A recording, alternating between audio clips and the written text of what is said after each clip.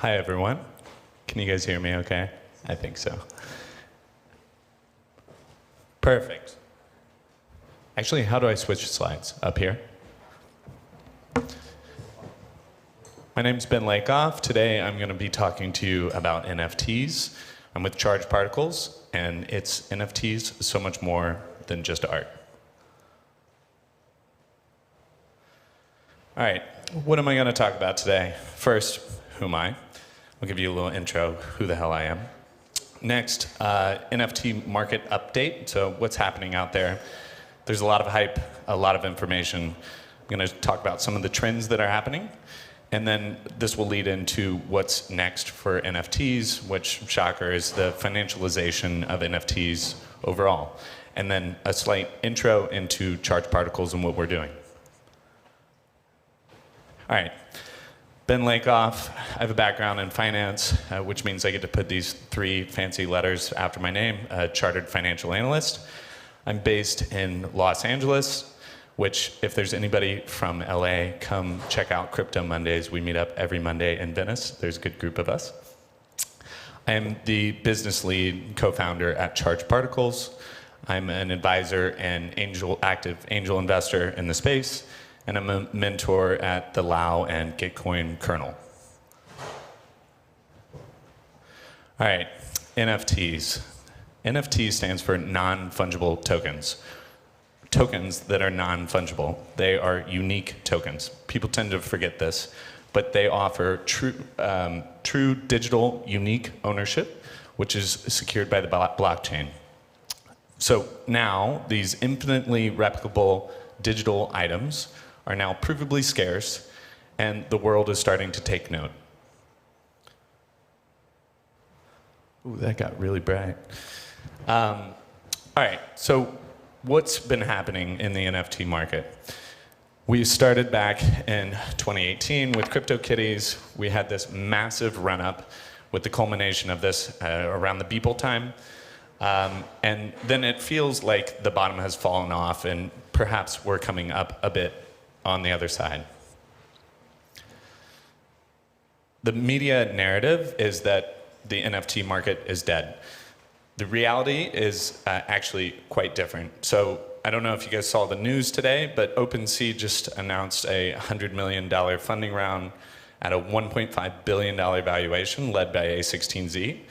OpenSea actually had their best month ever in June.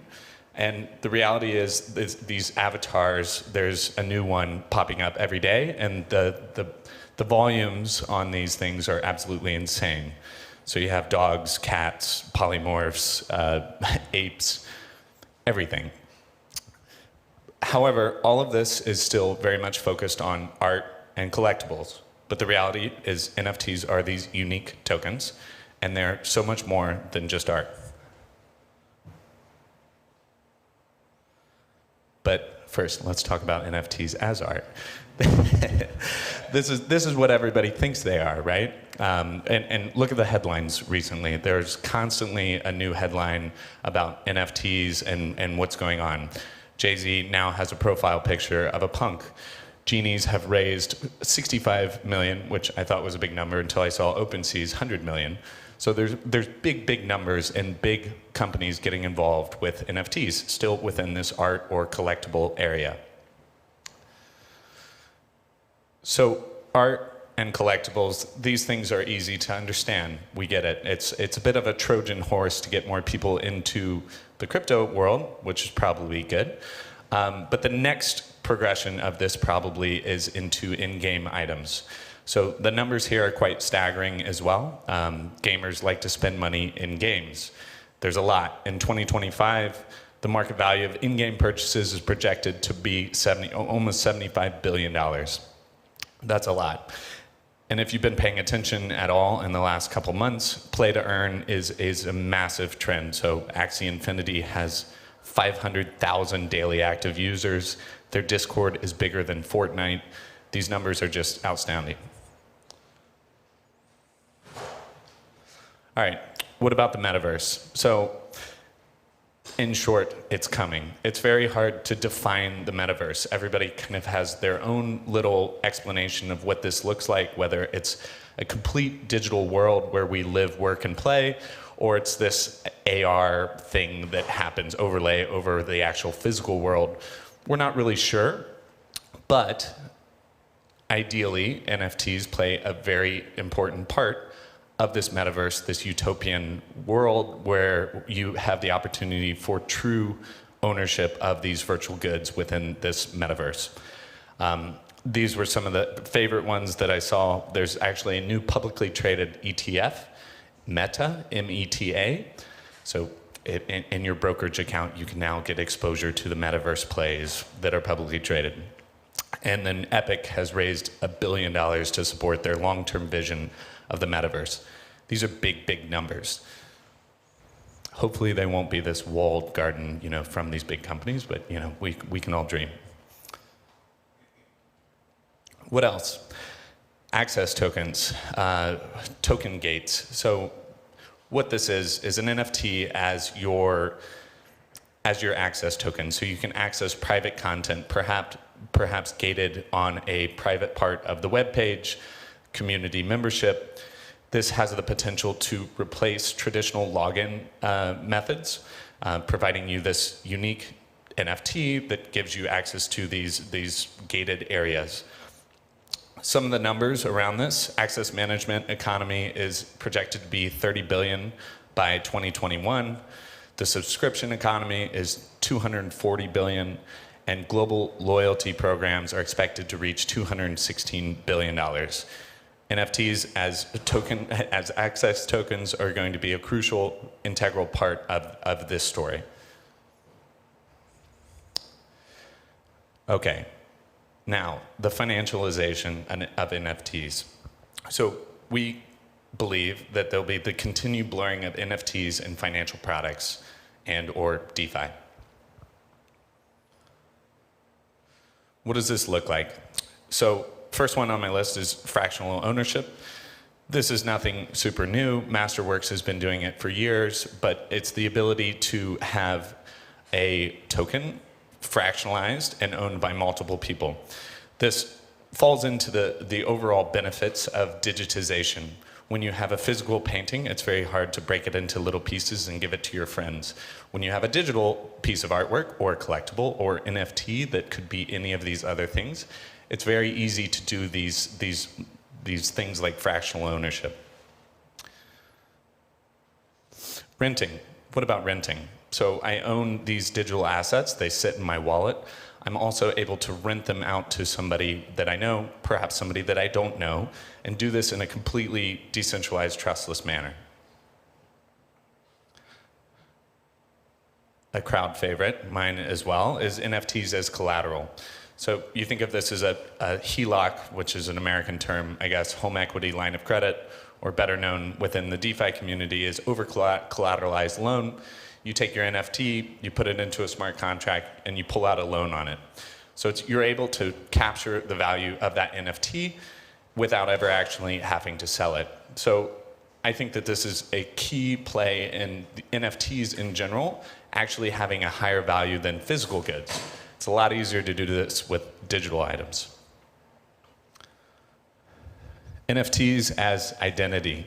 So identity on the blockchain, a Web3 passport, a DeFi passport, this on-chain credit scoring. All of these things kind of mix together. You can notice some of these things might be similar to something like an access token. We can start to see how these things play together in a very, very unique way that paved the way for Web 3.0. So combining all of these into actually new categories. So you have financial products as NFTs, these things combined with DeFi. This is the world that we envision. So Charged Particles is a protocol that allows users to deposit tokens, so ERC20, 721, and 1155 NFTs, into their NFTs. This is NFT agnostic, so we're not just art. Any sort of NFT, which we've talked about, can be a plethora of different options. And then you have customizable token mechanics around those assets that you're depositing into your NFT. So if you want the principal, the amount you've put in there, to be time locked, you can. If you want the accrued interest, if your token, the assets within your token are earning interest, to distinguish something else, you can. So all of these things are very customizable. We have a Dap that went live on mainnet in February, and we're actually live on Polygon. And I met my first team member in person. We're a completely remote team. We've been working on it since July of last year. First time ever meeting a guy on the team, which was great. So the Dap is live. All the things that I mentioned on the last slide. We are Dap. We are a protocol. Our Dap has over $2 million in NFT sales. And it's important to note that every NFT created by Charged Particles is still a standard ERC 721. You can sell it on OpenSea. You can transfer it to your friend. You can do all of these fun things like financialization. It's still a standard ERC 721. But it's able to hold other tokens, which is pretty cool. All right, so what does an NFT owning other assets look like? Jennifer, in this case, owns an NFT, and within that NFT, it has its own wallet that's able to hold other tokens. So that NFT is then a basket that holds other tokens in a completely programmable manner. It's important to note, again, that the NFTs that you can create are not just art. It can be any sort of NFT. It can be a financial product that's holding other tokens. And this is where things get very, very interesting. One such one is an NFT gift basket. So you have your NFT that acts as a basket, owning all of these different types of assets. So you can have social tokens, you can have interest-bearing assets. We have an integration with Aave and Compound. You can put Uniswap V2 or V3 tokens inside of there. And you can also put other NFTs, all containerized within this NFT. One interesting use case is now picturing the ease of transferring this entire portfolio. So you have this gift basket, this basket of all these different assets that I can transfer with one click, an ERC 721 transfer. And the entire basket can be transferred to another party. And then whoever you transfer it to obviously can unbundle that NFT and do with it whatever they would like. Another fun one is an NFT Index Fund. So there's lots of these out there, index funds. They're clearly a security at this point. So this is very like early stages. We're using laws from the 1930s to define these things. I get it. I'm not a lawyer. I'm definitely not your lawyer. But one such thing you can do is using this NFT as a container. Fill it full of whatever you would like. Say you want to create an index fund for the NFT world. Well, you can fill it full of your favorite art NFTs, your favorite collectible NFTs, some crypto voxel land NFTs.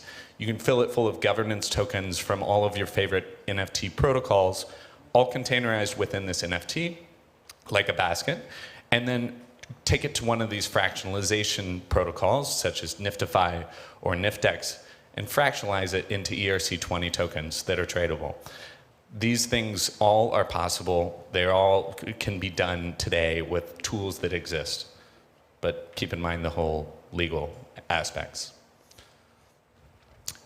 When talking about access tokens, well, what if you have an NFT as a basket holding other tokens, holding interest-bearing assets, and the accrued interest unlocks different categories within that gated community. So maybe you get access to this channel just with your NFT. If you have X amount of interest accrued within that NFT, you unlock another level of access within that community. So the ability here to be very, very flexible and creative with what you do and how you design your economy with these gated token access is really up to you. So going live this week actually is no longer do you have to mint your NFT on Charged Particles. You can use an existing NFT. So if you've minted an NFT on Rarible or OpenSea, you can take that NFT, bring it over to Charged Particles, and start depositing tokens inside of it. At the protocol level, nearly all NFTs can be charged or have tokens added to them. We're taking your NFT, we're giving it a smart wallet, we're allowing it to hold other tokens, other assets. All of these are programmable, configurable. It's a very, very malleable protocol. Right now, the Dap is free to mint. The marketplace is free. It's free to deposit. We've charged 0% everywhere. We're also on Polygon, so it's super cheap and easy to experiment around with these things. And it really offers limitless possibilities with all of these NFT categories. So when thinking about NFTs, not just as art, as in-game items, as tickets, as virtual real estates, as financial products, the ability for these NFTs to hold other assets in a programmable manner, your mind just kind of explodes with these. So if anybody ever wants to jam on these, come find me, DM me, or whatever. I'm always happy to talk about these crazy ideas. All right, going back to timeline. So Charge Particles, we've been around January 2020. Rob Secord came up with the idea. He became obsessed with the idea of an NFT holding interest-bearing assets. We met in July of 2020 in Gitcoin kernel, which if you guys haven't heard of Gitcoin kernel, check it out. It's highly, highly recommended. We went live on mainnet. Eric joined us, actually, one of the first employees in late 2020. And then we have gone live with our governance token in June, liquidity mining, Polygon, and then we're planning to launch additional dApps and a number of other things. Can't go on forever on our roadmap, that's for sure. Our team, we have Rob, me, and a bunch of amazing rock stars on the team. So Eric is here, I'm here, we both have Charge Particles shirts. Come find us if you want to chat. We're here to talk.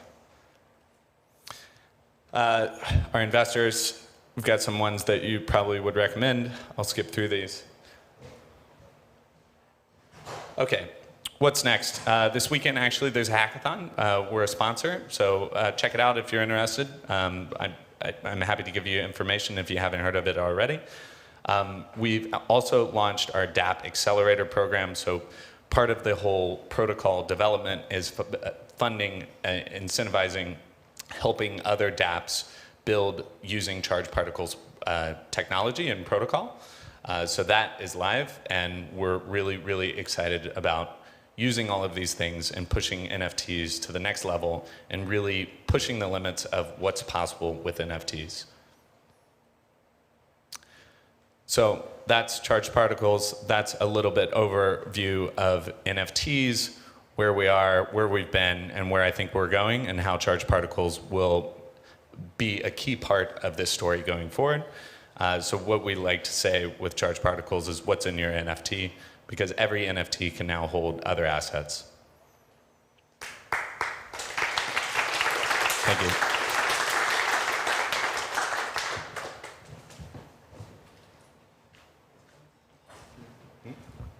Any questions?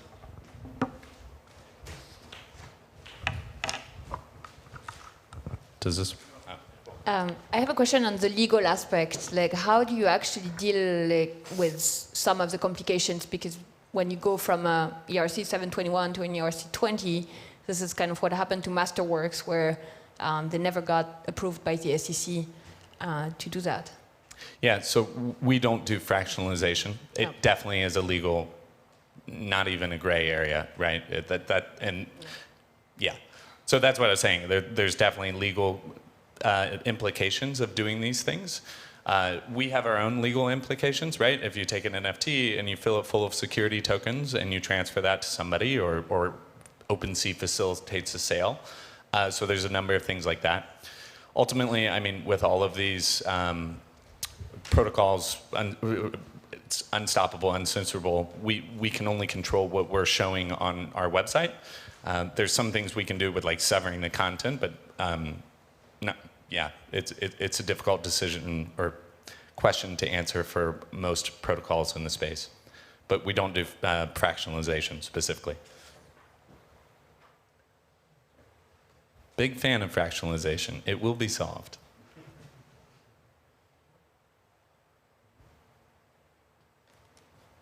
No more questions? Cool. Thanks, everyone.